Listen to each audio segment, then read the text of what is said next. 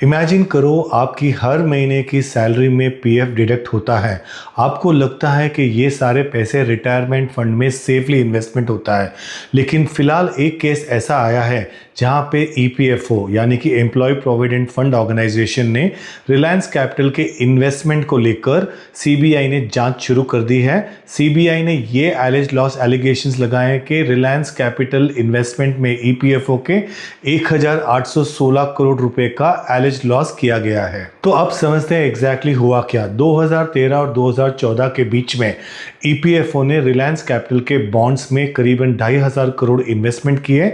लेकिन ये याद रखो, ये इन्वेस्टमेंट इक्विटी इन्वेस्टमेंट नहीं था, बल्कि ये डेट इन्वेस्टमेंट था, यानी कंपनी को पैसा दिया गया और कंपनी को इंटरेस्ट और प्रिंसिपल अमाउंट का रीपे करना था।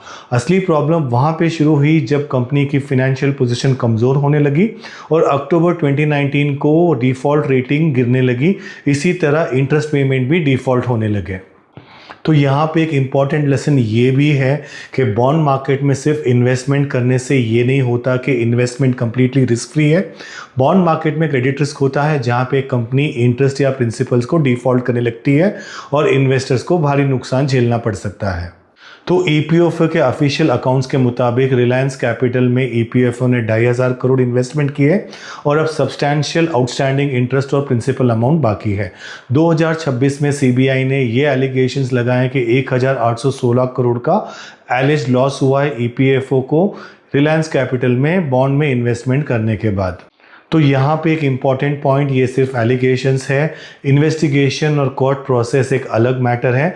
लेकिन यहाँ पे एक सबसे बड़ा इम्पॉर्टेंट फाइनेंशियल लेसन ये सीखने को मिलता है कि रिस्क सिर्फ स्टॉक मार्केट में नहीं, डेट इन्वेस्टमेंट में भी होता है क्रेडिट रिस्क के ज़रिए।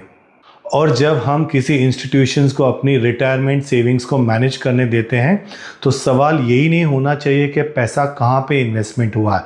क्वेश्चन ये भी होना चाहिए कि किस इंस्ट्रूमेंट में हुआ है, उसकी क्रेडिट क्वालिटी क्या है, रिस्क मैनेजमेंट सिस्टम क्या है, क्योंकि सेफ इन्वेस्टमेंट और रिस्क फ्री इन्वेस्टमेंट दोनों एक ही नहीं है। कमेंट कीजिए रिस्क फ्री अगर आपको ये इन्फॉर्मेशन अच्छी लगी हो।